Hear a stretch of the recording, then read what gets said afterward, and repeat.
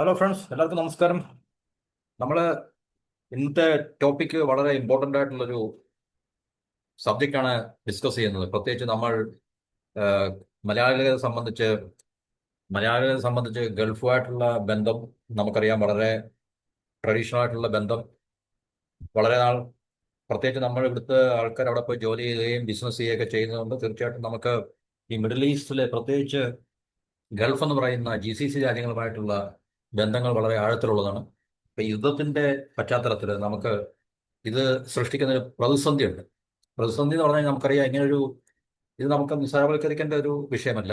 ഒന്നോ രണ്ടോ ദിവസം അല്ലെങ്കിൽ ഒരാഴ്ച നീണ്ടു നിൽക്കുന്ന ഒരു ഷോർട്ട് ടൈം വാറല്ല. ഇതിപ്പോൾ ഒരു മാസം കഴിഞ്ഞ് 33 34 ദിവസം അല്ലെങ്കിൽ 35 ദിവസത്തോളമായിട്ടുണ്ട് ഇപ്പോൾ യുദ്ധം തുടങ്ങിയിട്ട്. യുദ്ധം വളരെ രൂക്ഷമായിക്കൊണ്ടിരിക്കുന്ന കാഴ്ചയാണ് നമുക്ക് കാണാൻ സാധിക്കുന്നത്. ഇരു ഭാഗങ്ങളും പരസ്പരം അങ്ങോട്ടും ഇങ്ങോട്ടും ആക്രമണങ്ങൾ വളരെ ശക്തമായിട്ട് അയച്ചുവിടുകയാണ്. ഒരു രീതിയിലുള്ള സമാധാന ചർച്ചകൾ പുരോഗമിക്കുന്നതായിട്ടോ അല്ലെങ്കിൽ സന്ധി സംഭാഷണങ്ങൾ പുരോഗമിക്കുന്നതായിട്ടോ നമുക്ക് കാണാൻ കഴിയുന്നില്ല. രണ്ടു ഭാഗത്തുമുള്ള ടേംസ് ആൻഡ് കണ്ടീഷൻസ് മറുഭാഗത്തിന് ഇതിനെ അനുവദിക്കാനോ അല്ലെങ്കിൽ അവർക്ക് അംഗീകരിക്കാനോ കഴിയാത്തതുകൊണ്ട് തീർച്ചയായിട്ടും യുദ്ധം തുടരുന്നൊരു കാഴ്ചയാണ്. അപ്പൊ ഈ തുടരുന്നൊരു കാഴ്ച എന്ന് പറയുമ്പോൾ നമുക്ക് ഇതുണ്ടാക്കി വെക്കുന്ന പ്രതിസന്ധി, ക്രൈസിസ് എന്ന് പറഞ്ഞാൽ വളരെ വളരെ നമുക്ക് ഒരു സാധാരണക്കാരന് നമുക്ക് സങ്കല്പിക്കാനോ അല്ലെങ്കിൽ പ്രതീക്ഷിക്കാനോ പറ്റുന്നതിനേക്കാളും കൂടുതലായിരിക്കും. നമുക്കറിയാം, ഇതുപോലുള്ള മേജർ ക്രൈസിസ് ഉണ്ടാകുമ്പോൾ ഇപ്പൊ യുദ്ധം അല്ലെങ്കിൽ തന്നെ ഇപ്പൊ നമുക്കറിയാം, കോവിഡിന്റെ പശ്ചാത്തലത്തിൽ തന്നെ ആഗോള സമ്പദ് വ്യവസ്ഥയിലും ഓരോ രാജ്യത്തിന്റെ സമ്പദ് വ്യവസ്ഥയിലും അത് ഉണ്ടാക്കിയിട്ടുള്ള ആഘാതങ്ങൾ എന്ന് പറഞ്ഞു കഴിഞ്ഞാൽ വളരെ കൂടുതലായിരുന്നു. അന്ന് പിന്നെ ഒരു വ്യത്യാസം എന്ന് പറഞ്ഞാൽ ഈ ഫിസിക്കൽ ആൾനാശം എന്ന് പറഞ്ഞാൽ യുദ്ധം ബോംബിട്ട് നശിപ്പിക്കുന്ന രീതിയിലുള്ള ഡിസ്ട്രക്ഷൻ അല്ലെങ്കിൽ ഡാമേജസ് ഒന്നും ഉണ്ടായിട്ടില്ല ഇൻഫ്രാസ്ട്രക്ചറിനോ അല്ലെങ്കിൽ മറ്റു രീതിയിലുള്ള അസറ്റുകൾക്കോ ഒന്നും തന്നെ. പക്ഷെ അത് സാമ്പത്തിക പ്രതിസന്ധിയും അല്ലെങ്കിൽ സമ്പദ് വ്യവസ്ഥയിലെ റിസഷനും ഗ്ലോബൽ റിസഷനും ഒക്കെ ഉണ്ടാക്കുകയും ഒത്തിരി ആൾക്കാർക്ക് ജോലി നഷ്ടപ്പെടുകയും ഒത്തിരി ബിസിനസ് സ്ഥാപനങ്ങൾ അടച്ചുപൂട്ടേണ്ടി വരികയൊക്കെ ചെയ്യേണ്ട ഒരവസ്ഥയിലായിരുന്നു നമ്മൾ ആ ഒരു ക്രൈസിസ് അല്ലെങ്കിൽ പ്രതിസന്ധി ഉണ്ടായ കാലഘട്ടത്തിൽ. അത് ആഗോള വ്യാപകമായിട്ട് എല്ലാ രാജ്യങ്ങളെയും ഒരുപോലെ ബാധിച്ച ഒരു സംഭവമാണ്. ഇപ്പോൾ യുദ്ധവും നമുക്കറിയാം, ഏറ്റവും പ്രധാനമായിട്ട് അതിന്റെ എന്താണ് രൂക്ഷമായിട്ടുള്ള ഒരു പ്രത്യാഘാതങ്ങൾ ഉണ്ടാകുന്ന ഗൾഫ് രാജ്യങ്ങളെയാണ്. അതുകൊണ്ട് തീർച്ചയായിട്ടും അവിടെ വൻതോതിൽ ഈ പറഞ്ഞ രാജ്യങ്ങളെല്ലാം ഒരുപോലെ തന്നെ, ഇപ്പൊ യുദ്ധത്തിൽ ഏർപ്പെടുന്ന ഇറാൻ ആയാലും ശരി, ഇസ്രായേൽ ആയാലും ശരി, ഗൾഫിലെ Saudi, Qatar, Bahrain, Kuwait, UAE, even Oman, യുദ്ധത്തിൽ ഏർപ്പെടാത്ത ഈവൻ ടർക്കി ആയാലും ഈജിപ്റ്റ് ആയാലും ജോർദൻ ആയാലും മറ്റ് രാജ്യങ്ങളെയൊക്കെ തന്നെ ഒരുപോലെ തന്നെ എന്താണ് പറയുന്നത്, വളരെ അധികം പ്രതിസന്ധി ഉണ്ടാക്കുന്ന ഒരു പിന്നെ അവസ്ഥയിലേക്ക് കാര്യങ്ങൾ നീങ്ങുകയാണ്. പ്രത്യേകിച്ച് നമുക്കറിയാം, ഏറ്റവും കൂടുതൽ ഇന്ത്യക്കാർ ജോലി ചെയ്യുന്ന ഗൾഫ് രാജ്യങ്ങളാണ്. അപ്പൊ അതുകൊണ്ട് ഈ യുദ്ധത്തിന്റെ ഏഹ്, പ്രതിഫലനം ഏറ്റവും കൂടുതൽ ഉണ്ടാക്കുന്നത് നമ്മൾ മലയാളികളിലും അതുപോലെ തന്നെ അവിടെ ജോലി ചെയ്യുന്ന ഇന്ത്യക്കാരിലും ഒക്കെ തന്നെയാണ്. ഏറ്റവും കൂടുതൽ മലയാളികളായതുകൊണ്ട് നമുക്ക് തീർച്ചയായിട്ടും കേരളത്തെ അത് ബാധിക്കുന്ന വലിയൊരു വിഷയമാണ്. കാരണം ഏറ്റവും പ്രധാനപ്പെട്ട ഒരു വിഷയം എന്ന് പറഞ്ഞു കഴിഞ്ഞാൽ ആൾക്കാർക്ക് ജോലി നഷ്ടപ്പെടുക, അതുപോലെ തന്നെ ചെറിയ ബിസിനസ്സുകളൊക്കെ ചെയ്യുന്ന ആൾക്കാർക്ക് അത് മുന്നോട്ട് കൊണ്ടുപോകാൻ സാധിക്കാതെ വന്നു കഴിഞ്ഞാൽ തീർച്ചയായിട്ടും അതൊക്കെ അടച്ചുപൂട്ടി അവർക്ക് അവിടുന്ന് നാട് വിടേണ്ട ഒരു അവസ്ഥ ഉണ്ടാവുകയും ചെയ്യും. ഇപ്പൊ ഈ ഗൾഫ് ക്രൈസിസ് ഉണ്ടായതിനു ശേഷം അവിടെ ഏറ്റവും കൂടുതൽ പ്രതിസന്ധി നമുക്കറിയാം ഗൾഫ് രാജ്യങ്ങൾക്കാണ്. പ്രത്യേകിച്ച് Iran straight of Hormuz close ചെയ്തതിനു ശേഷം എല്ലാ രീതിയിലുള്ള എക്സ്പോർട്ട് ഇമ്പോർട്ട് അത് ഡിസ്റപ്റ്റ് ചെയ്യപ്പെട്ടിരിക്കുകയാണ്. അതുകൊണ്ടപ്പം ഈ പറഞ്ഞ ഇക്കണോമിക് മേഖല ആകെ മൊത്തം പ്രതിസന്ധി നേരിട്ടുകൊണ്ടിരിക്കുകയാണ്. അത് നമുക്ക് യുദ്ധം കഴിഞ്ഞാൽ തന്നെയും അതിനെയൊക്കെ പഴയ ഒരു അവസ്ഥയിലേക്ക് റീകൺസ്ട്രക്ട് ചെയ്ത് കൊണ്ടുവരാൻ അല്ലെങ്കിൽ പഴയൊരു അവസ്ഥയിലേക്ക് വരാൻ ഒത്തിരി കാലതാമസം എടുക്കും. പ്രത്യേകിച്ച് യുദ്ധമാണ് പലതരത്തിലുള്ള ഡാമേജും ഡിസ്ട്രക്ഷൻ കണ്ടിട്ടുണ്ട്. അതും വൈറ്റലായിട്ടുള്ള എനർജി ഇൻസ്റ്റലേഷൻസും ഒക്കെ തന്നെ. ഇപ്പം പെട്രോളിയം, എന്താണ് പറയുന്നത്, ഈ ഓയിൽ ഓയിൽ ഇൻസ്റ്റലേഷൻസ് അല്ലെങ്കിൽ ഗ്യാസിന്റെ പ്രൊഡക്ഷൻ നടക്കുന്ന, ഓയിൽ പ്രൊഡക്ഷൻ നടക്കുന്ന ഈ ഏരിയാസിലെല്ലാം തന്നെ വളരെ വ്യാപകമായിട്ടുള്ള ഏഹ്, ഈ ഡിസ്ട്രക്ഷൻ അല്ലെങ്കിൽ ഡാമേജസ് സംഭവിച്ചിട്ടുണ്ട്. അപ്പൊ അതെല്ലാം ഈ രാജ്യങ്ങളുടെ സമ്പദ് വ്യവസ്ഥയെ വളരെ സീരിയസ് ആയിട്ട് തന്നെ രൂക്ഷമായിട്ട് ബാധിക്കുന്ന ഒരു പ്രശ്നമാണ്. ഈ ഇപ്പൊ നമുക്ക് മനസ്സിലാക്കാൻ സാധിക്കുന്നത്, ഏകദേശം ഈ ഒരു യുദ്ധം തുടങ്ങിയതിനു ശേഷം മാർച്ച് അവസാനം, ഇന്ന് ഏപ്രിൽ 3 ആയതേ ഉള്ളൂ.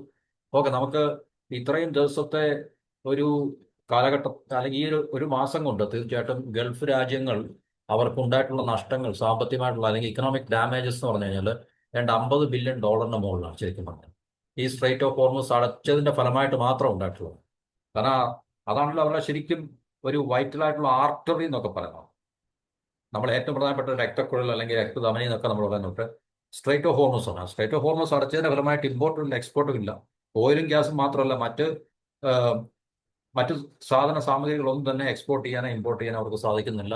അപ്പോൾ അതിന്റെ ഫലമായിട്ട് ഈ പറഞ്ഞ ഗൾഫ് രാജ്യങ്ങളെല്ലാം തന്നെ അത് ഫെബ്രുവരി 27 മുതൽ മാർച്ച് 30 വരെയുള്ള oil export Iran, Iraq, Kuwait, Saudi, UAE, Bahrain ഇതെല്ലാം അവരുടെ 12.323 മില്യൺ ബാരൽസ് ഒരു ദിവസത്തിൽ നിന്നും 7.833 മില്യൺ ബാരൽസിലേക്ക് കുറഞ്ഞു. ഏകദേശം 36.4% ഡിക്ലൈൻ അല്ലെങ്കിൽ ഡിക്രീസ് ഉണ്ടായിട്ടുണ്ടായിരുന്നു. അത് ഈ സ്ട്രൈറ്റ് ഓഫ് ഹോർമൂസ് അടച്ചതിന്റെ ഫലമായിട്ടാണ്. അപ്പൊ അത് ഈ എക്സ്പോർട്ട് ഓയിൽ റവന്യൂ എന്നുള്ള എക്സ്പോർട്ട് ഏകദേശം 15.25 ബില്യന്റെ നഷ്ടം അവർക്ക് ഉണ്ടായിട്ടുണ്ടെന്നാണ് നമുക്ക് ഏകദേശം ഒരു കണക്ക്. LNG, അതുപോലെ ഷിപ്മെന്റ്, എനർജി ഫെസിലിറ്റി, ബാക്കി എല്ലാ സെക്ടേഴ്സിന്റെയും കൂടെ ഉൾപ്പെടുത്തുമ്പോൾ ടോട്ടൽ ലോസ് എന്ന് പറഞ്ഞാൽ 50 ബില്യന് മുകളിൽ പോയിട്ടുണ്ടാകാം എന്നാണ് നമുക്ക് മനസ്സിലാക്കാൻ, അല്ലെങ്കിൽ ഏകദേശം കണക്ക് എന്ന് വെച്ചിട്ട് റിപ്പോർട്ടിൽ നമുക്ക് മനസ്സിലാക്കുന്നത്. അപ്പോൾ അവിടെ തീർച്ചയായിട്ടും ഇത്രയും ഈ ബില്യൺസ് ഓഫ് ഡോളേഴ്സിന്റെ സാമ്പത്തിക നഷ്ടം എന്ന് പറയുമ്പോൾ അത് ഇപ്പം ഓരോ രാജ്യം എടുത്ത് നോക്കുമ്പോൾ UAE ആയാലും സൗദി ആയാലും, സൗദി ഇതിന് അല്പം കൂടെ വലിയ രാജ്യമാണ്. UAE പോലുള്ള രാജ്യങ്ങൾ എന്ന് പറയുമ്പോൾ അവരുടെ ഏറ്റവും പ്രധാനപ്പെട്ട കേന്ദ്രങ്ങൾ എന്ന് പറഞ്ഞാൽ അബുദാബിയും ദുബൈയാണ്. അപ്പൊ ഈ പറഞ്ഞ രണ്ട് സ്ഥലങ്ങൾ ഈ യുദ്ധത്തിന്റെ ആക്രമണത്തിന് വിധേയമാകുമ്പോൾ തീർച്ചയായിട്ടും അത് അവർക്ക് ഉണ്ടാക്കുന്ന കനത്ത നാശനഷ്ടങ്ങൾ എന്ന് പറഞ്ഞു കഴിഞ്ഞാൽ, സാമ്പത്തികമായിട്ടുള്ള എന്താണ് ലോസ്, ഇക്കണോമിക് ലോസ് എന്ന് പറഞ്ഞു കഴിഞ്ഞാൽ അത് ഭയങ്കരമാണ്. കാരണം പ്രത്യേകിച്ച് നമുക്കറിയാം UAE അവര് ഓയിലിനെ ഡിപ്പെൻഡ് ചെയ്യുന്നുണ്ട്. കാരണം അബുദാബി ബേസ്ഡ് ആണ് അവരുടെ ഓയിലിന്റെ പ്രൊഡക്ഷൻ മൊത്തം നടക്കുന്നത്. ഏകദേശം 90% UAEയുടെ ഓയിൽ പ്രൊഡക്ഷൻ അബുദാബി കേന്ദ്രീകരിച്ചാണ്. ദുബായ് ഓയിൽ റവന്യൂവിനെ ഡിപ്പെൻഡ് ചെയ്തല്ല, ഏറെക്കുറെ അവരുടെ ഓയിൽ റവന്യൂ വളരെ കുറവാണ്. അവർ ടൂറിസം, ഫൈനാൻസ്, ബാക്കിയുള്ള ലോജിസ്റ്റിക്സ് ഇതുപോലുള്ള കാര്യങ്ങളെ ഡിപ്പെൻഡ് ചെയ്താണ് ദുബായിയുടെ എക്കോണമി റൺ ചെയ്യുന്നത്. അപ്പം ഇതിനകത്തിലൊക്കെ പിന്നെ ഉണ്ടാകുന്ന മാസീവായിട്ടുള്ള ലോസ് അല്ലെങ്കിൽ അവർക്ക് നഷ്ടം എന്ന് പറഞ്ഞു കഴിഞ്ഞാൽ തീർച്ചയായിട്ടും അത് പെട്ടെന്നൊന്നും ഇപ്പം കുറെ മാസങ്ങൾ കൊണ്ടോ അല്ലെങ്കിൽ ഒരു വർഷം കൊണ്ടൊന്നും അവർക്ക് തീർച്ചയായിട്ടും പഴയ ഒരവസ്ഥയിലേക്ക് അതിനെ കൊണ്ടെത്തിക്കാൻ സാധിക്കത്തില്ല. അപ്പം അതിന് രൂക്ഷമായിട്ടുള്ള ബുദ്ധിമുട്ടുകൾ അനുഭവിക്കുന്നത് തീർച്ചയായിട്ടും അവിടെ ജോലി ചെയ്യാൻ പോയിട്ടുള്ള ഇന്ത്യക്കാരും പ്രത്യേകിച്ച് മലയാളികളൊക്കെ തന്നെയാണ്.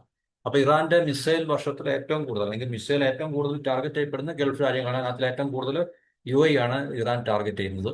അപ്പൊ യുദ്ധം മുറുകുന്നതുകൊണ്ട്, മുറുകിയാൽ നല്ല യുദ്ധം ഈ രൂക്ഷമായതുകൊണ്ട് തീർച്ചയായിട്ടും നമ്മുടെ ഈ ഗൾഫ് മേഖലയിലുള്ള ലക്ഷക്കണക്കിന് ജോലി ചെയ്യുന്ന മലയാളികൾ ആയിട്ടുള്ള പ്രവാസികൾ പ്രതിസന്ധിയിലാകുമെന്നല്ല, പ്രതിസന്ധിയിലാണ് തീർച്ചയായിട്ടും.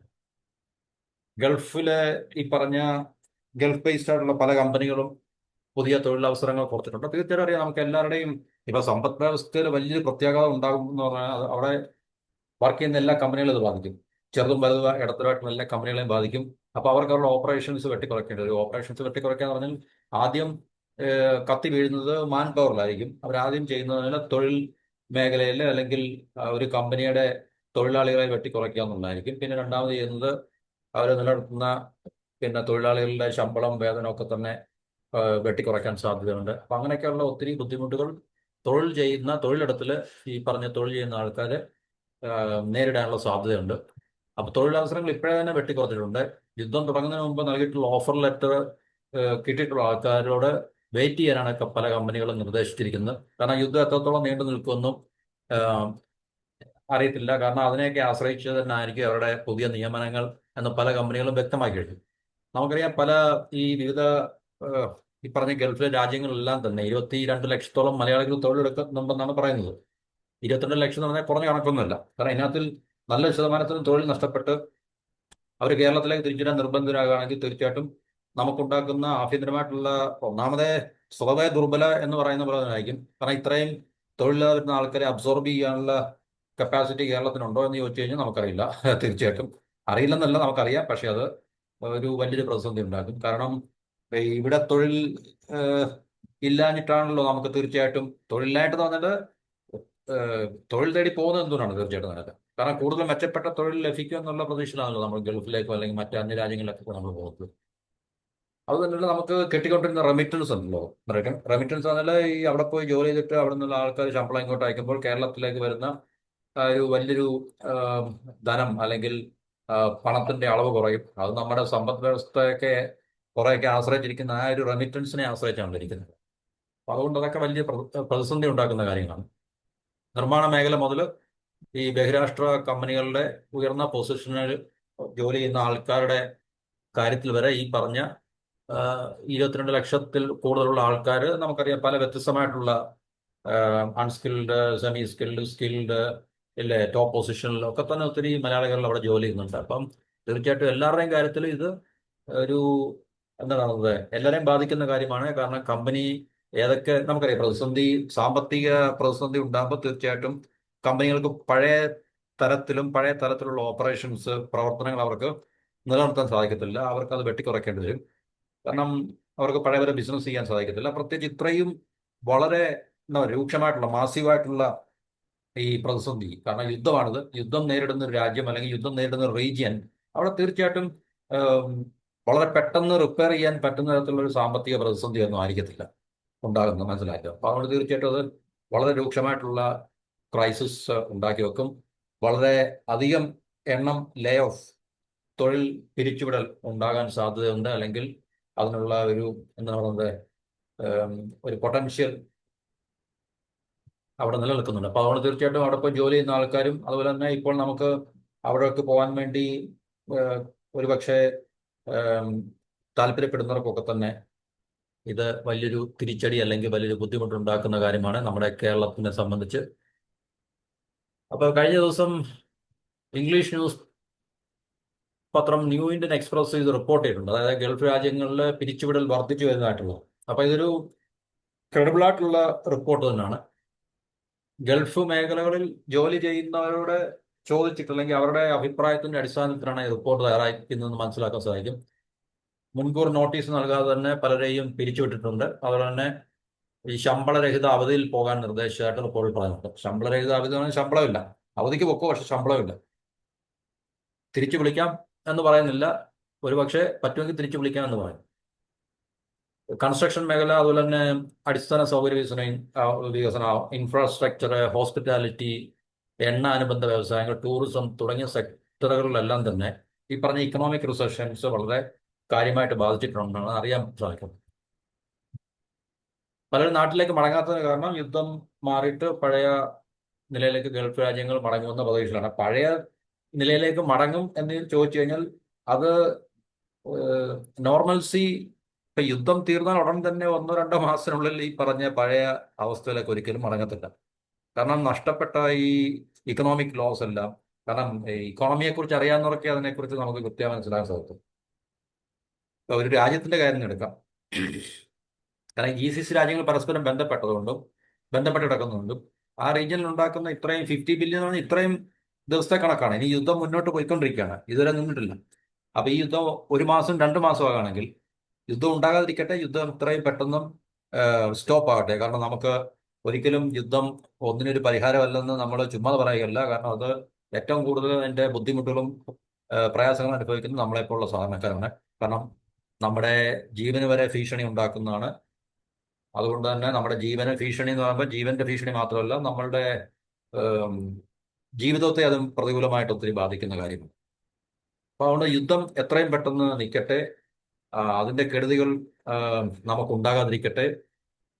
പക്ഷേ യുദ്ധം ഉണ്ട് എന്നുള്ള യാഥാർത്ഥ്യം നമ്മൾ ഇല്ല അംഗീകരിച്ചേ പറ്റത്തുള്ളൂ. അപ്പൊ ആ യുദ്ധം നടക്കുന്നതുകൊണ്ട് നമുക്ക് ഇത്രയും 1 മാസത്തെ ഇത്രയും ഹ്യൂജ് ആയിട്ടുള്ള ലോസ് ഉണ്ടെങ്കിൽ, തീർച്ചയായിട്ടും ഈ യുദ്ധം മുമ്പോട്ട് പോകുമ്പോൾ ഈ പറഞ്ഞ പ്രദേശത്തെ രാജ്യങ്ങൾ നേരിടാൻ പോകുന്ന സാമ്പത്തിക നഷ്ടങ്ങൾ അല്ലെങ്കിൽ സാമ്പത്തിക പ്രതിസന്ധി എന്ന് പറഞ്ഞു കഴിഞ്ഞാൽ, നമുക്കറിയാം ഇപ്പൊ 1-2 വർഷം കൊണ്ട് അവർക്കത് ഇപ്പൊ ഈ യുദ്ധത്തിന് മുമ്പുണ്ടായിരുന്ന അവസ്ഥയിലൊക്കെ വരാൻ സാധിക്കുമെന്ന് നമുക്ക് തോന്നുന്നില്ല. കാരണം ഇതെല്ലാം ഈ ഇൻഫ്രാസ്ട്രക്ചർ, ബാഹ്യമായിട്ടുള്ള ഭൗതികമായിട്ടുള്ള റീകൺസ്ട്രക്ഷൻ മാത്രമല്ലല്ലോ തീർച്ചയായിട്ടും. കാരണം ഇത് ഏം, ലോകത്തുള്ള ജനങ്ങളുടെ, കാരണം ഇത്രയും നാള് വളരെ സേഫ് ആയിട്ടും സെക്യൂർ ആയിട്ടും ഒക്കെ തന്നെ ആയിരുന്നു എന്ന് പറയുന്ന സ്ഥലങ്ങൾ ഈ യുദ്ധത്തെ നേരിടുമ്പോൾ തീർച്ചയായിട്ടും ഇനിയും നമുക്കറിയാം അവിടുത്തെ ജിയോ പൊളിറ്റിക്സിന് വലിയ കാര്യമായിട്ടുള്ള മാറ്റങ്ങളൊന്നും ഉണ്ടാകാൻ പോകുന്നില്ല. അതല്ല ഇവിടുത്തെ വിഷയം. അപ്പൊ യുദ്ധം മിഡിൽ ഈസ്റ്റിനെ സംബന്ധിച്ച് ഒരു ഹിസ്റ്ററി ആയിട്ട് നിലനിൽക്കത്തില്ല. കാരണം യുദ്ധം അവിടെ ഇനിയും ഉണ്ടാകാനുള്ള ഒരുപക്ഷെ ഇതും ഇതുപോലെ ഇതിനേക്കാളും രൂക്ഷമായിട്ടുള്ള യുദ്ധങ്ങൾ ഉണ്ടാകാനുള്ള സാധ്യത നമുക്ക് തള്ളിക്കളയാൻ കഴിയുന്നില്ല. കാരണം ജിയോ പൊളിറ്റിക്സ് വെച്ച് നമ്മൾ നോക്കുമ്പോൾ. അപ്പൊ ഇനിയും ഇങ്ങനൊരു ഇതുവരെ നമുക്കറിയാം, ഈ പറഞ്ഞ UAE ആയാലും ഖത്തർ, ബഹ്റൈൻ, ഈവൻ സൗദി ഇതുപോലുള്ള രാജ്യങ്ങളൊന്നും അവിടെ ഉണ്ടായിരുന്ന റീജിയണൽ കോൺഫ്ലിക്റ്റിലൊന്നും അവരെ ഈ പറഞ്ഞ ദുരന്തങ്ങളോ അല്ലെങ്കിൽ ഇതുപോലുള്ള നേരിട്ടുള്ള പിന്നെ നാശനഷ്ടങ്ങളൊന്നും അവർ ഇത് നേരിടേണ്ടി വന്നിട്ടില്ല. പക്ഷെ ഇപ്പോൾ സ്ഥിതി ആകെ മാറി. അപ്പൊ ലോകം ഒരു പുതിയ തിരിച്ചറിവിലാണ്. അതുകൊണ്ട് തീർച്ചയായിട്ടും ഈ രാജ്യങ്ങൾക്കൊക്കെ തന്നെ പഴയതുപോലെ അവർക്ക് ഈ ഇതിനെ കൊണ്ടെത്തിക്കുവാൻ എത്ര നാൾ വേണമെന്ന് നമുക്ക് പറയാൻ പറ്റത്തില്ല. അതുകൊണ്ട് തീർച്ചയായിട്ടും ഈ പറഞ്ഞ പ്രതിസന്ധി നമുക്ക് അത്ര നിസ്സാരവൽക്കരിക്കാനോ അല്ലെങ്കിൽ ഇതൊരു പെട്ടെന്ന് ഇതിനെ മാറ്റിയെടുക്കാൻ സാധിക്കും. കാരണം എത്ര സ്ട്രോങ് ലീഡർഷിപ്പ് ഉണ്ടെങ്കിലും ഒക്കെ തന്നെ തീർച്ചയായിട്ടും ഇതെല്ലാം മണി ബേസ്ഡ് ആണ്, ക്യാപിറ്റൽ ബേസ്ഡ് ആണ്, വെൽത്ത് ബേസ്ഡ് ആണ്. അപ്പൊ വെൽത്ത് അങ്ങോട്ട് ഒഴുകിയാൽ മാത്രമേ, ക്യാപിറ്റൽ അങ്ങോട്ട് ഒഴുകിയാൽ മാത്രമേ തീർച്ചയായിട്ടും ഇതിനെല്ലാം പുനരുദ്ധരിക്കാനോ അല്ലെങ്കിൽ റീകൺസ്ട്രക്ട് ചെയ്യാനോ ഒക്കെ തന്നെ സാധിക്കത്തുള്ളൂ.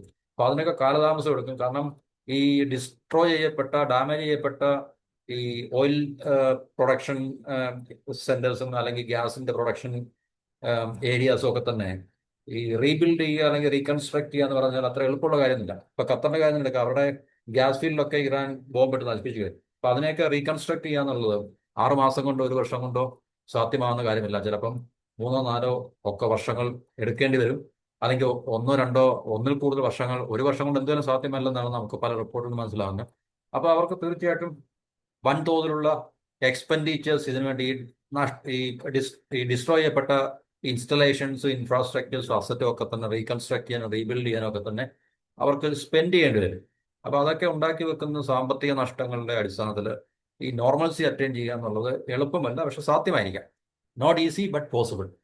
ലോങ് ടൈമിൽ സാധ്യമായിരിക്കും, പക്ഷേ ഷോർട്ട് ടു മീഡിയം ടൈമിൽ അത് സാധ്യമാകത്തില്ല. എന്ന് വെച്ചാൽ ഷോർട്ട് ടു മീഡിയം ടൈം എന്ന് പറയുമ്പോൾ ഇപ്പോൾ 1 2 3 വർഷം കൊണ്ട് തീർച്ചയായിട്ടും സാധ്യമാകത്തില്ല. പക്ഷേ ഒരു 5 വർഷം മുതൽ അങ്ങോട്ട് മുമ്പോട്ട് ഒരു പക്ഷേ അവർക്ക് അതിനെ റീബിൽഡ് ചെയ്യാനും റീകൺസ്ട്രക്ട് ചെയ്യാനും സാധിക്കും എന്നുള്ളതാണ് നമുക്ക് ഇതിനകത്ത് നിന്ന് മനസ്സിലാക്കാൻ സാധിക്കും. അതുപോലെ തന്നെ ആരോഗ്യ പ്രവർത്തകർക്ക് ഇപ്പോൾ വളരെ ഡിമാൻഡ് കൂടിയിട്ടുണ്ടെന്നാണ് പറയുന്നത്. യുദ്ധം മൂലം ഹെൽത്ത് കെയർ രംഗത്ത് ഡിമാൻഡ് വന്നിട്ടുണ്ട്. കാരണം നേരത്തെ ഇന്റർവ്യൂ കഴിഞ്ഞ് നിന്നവരുടെ എത്രയും വേഗം ജോലിയിൽ പ്രവേശിക്കാൻ അവിടുത്തെ ആശുപത്രികളൊക്കെ തന്നെ നിർദ്ദേശിച്ചിട്ടുണ്ട്. കേരളത്തിൽ നിന്ന് തന്നെ കഴിഞ്ഞൊരു മാസം 100-ലേറെ നേഴ്സുമാർ വിവിധ ഗൾഫ് രാജ്യങ്ങളിലൊക്കെ ചെന്നെത്തപ്പെട്ടു എന്നാണ് നമുക്ക് മനസ്സിലാക്കാൻ സാധിക്കുന്നത്. ഇനി സംഘർഷം നീണ്ടു നിൽക്കുകയാണെങ്കിൽ നമുക്കറിയാം, ഈ പറഞ്ഞ ഓയിൽ മാർക്കറ്റാണ് ഏറ്റവും പ്രധാനപ്പെട്ട ഒരു സെക്ടർ എന്ന് പറഞ്ഞാൽ. അതുപോലെ തന്നെ ഗൾഫ് രാജ്യങ്ങൾ അവരുടെ ഇതുവരെ വളരെ ലാവിഷായിട്ട് സ്പെൻഡ് ചെയ്യുന്ന ചെലവുകളൊക്കെ തന്നെ നിയന്ത്രിക്കും. ചില പ്രോജക്റ്റുകൾ അവർ നിർത്തിവെക്കും, പോസ്റ്റ്പോൺ ചെയ്യും. തൊഴിൽ മേഖലയെ അതുകൊണ്ട് തീർച്ചയായിട്ടും കൂടുതലായിട്ട് ബാധിക്കും എന്നുള്ള കാര്യത്തിൽ യാതൊരു സംശയമില്ല. കേരളത്തിന് തിരിച്ചടി എന്ന് പറഞ്ഞു കഴിഞ്ഞാൽ നമുക്കറിയാം, കേരളത്തിന്റെ സമ്പദ് വ്യവസ്ഥ ഗൾഫുമായിട്ട് വളരെയധികം ഏറ്റവും എന്താ പറയുന്നത്, ഒഴിച്ചുവിടാൻ പറ്റാത്തൊരു ബന്ധമാണ്. അതുകൊണ്ട് നമുക്ക് ഈ ഗൾഫിൽ നിന്നുള്ള നമുക്ക് ആ ഒരു ഫേവറബിൾ ആയിട്ടുള്ള ഇതുവരെ ഉണ്ടായിട്ടുള്ള ആ ഒരു അവസ്ഥ നമുക്ക് നഷ്ടപ്പെടും താൽക്കാലികമായിട്ടെങ്കിലും. റിയൽ എസ്റ്റേറ്റ്, നിർമ്മാണ മേഖല, അതുപോലെ തന്നെ ഷോപ്പുകൾ മുതലായിട്ടുള്ള എന്നുവെച്ചാൽ നമ്മുടെ എക്കോണമിയുടെ നല്ലൊരു ഭാഗവും ഗൾഫ് പണത്തെ ആശ്രയിച്ചാണ് കഴിഞ്ഞിരുന്നത് എന്ന് നമുക്കറിയാൻ സാധിക്കും. ഈ പണത്തിന്റെ വരവ് കുറയുമ്പോൾ, ഗൾഫിൽ നിന്നുള്ള പണത്തിന്റെ വരവ് കുറയുമ്പോൾ തീർച്ചയായിട്ടും നമ്മുടെ സമ്പദ് വ്യവസ്ഥയെ ബാധിക്കും. കാരണം ആൾക്കാർക്ക് പഴയ പോലെ സ്പെൻഡ് ചെയ്യാൻ കഴിയത്തില്ല. അതുകൊണ്ട് ബിസിനസ് പഴയ പോലെ അല്ലെങ്കിൽ ഇതുവരെ നിലനിന്നിരുന്ന ആ ഒരു ബിസിനസ് സെക്ടറിലുള്ള ഒരു എന്താ പറയുന്നത്, ആ ഒരു പോസിറ്റിവിറ്റി ഒക്കെ നഷ്ടപ്പെടാനുള്ള സാധ്യത നമുക്ക് തള്ളിക്കളയാൻ കഴിയില്ല. സാമ്പത്തിക പ്രവർത്തനങ്ങൾ കുറയാൻ ഇത് വഴിയൊരുക്കും എന്നുള്ള കാര്യത്തിൽ സംശയമൊന്നുമില്ല. അപ്പൊ ഇത് എല്ലാ മേഖലകളെയും ബാധിക്കുന്നതാണ്. അപ്പൊ ഇവിടെയും നമുക്കറിയാം, ഈ ഈ പറഞ്ഞ എന്നുവെച്ചാൽ അവിടുന്ന് വരുന്ന പണം ഇവിടുത്തെ ആൾക്കാരുടെ കൈകളിൽ സ്പെൻഡ് ചെയ്യാൻ പണമുണ്ട്. അപ്പൊ പഴയ പോലെ സ്പെൻഡ് ചെയ്യാൻ കാശില്ലെങ്കിൽ തീർച്ചയായിട്ടും നമ്മൾ നേരത്തെ ഒക്കെ പറഞ്ഞതുപോലെ തന്നെ ആൾക്കാരുടെ സ്പെൻഡിങ് പവർ കുറയും. സ്പെൻഡിങ് പവർ കുറയുമ്പോൾ അത് ബിസിനസിനെ ബാധിക്കും. ബിസിനസിന്റെ കച്ചവടം കുറയും. ബിസിനസിന്റെ കച്ചവടം കുറയുമ്പോൾ തീർച്ചയായിട്ടും അവിടെയും തൊഴിലവസരങ്ങൾ നഷ്ടപ്പെടാനുള്ള സാധ്യതകളൊക്കെ ഉണ്ട്. ഇവിടെ നമ്മുടെ കേരളത്തിൽ വരുന്നുണ്ടാവും.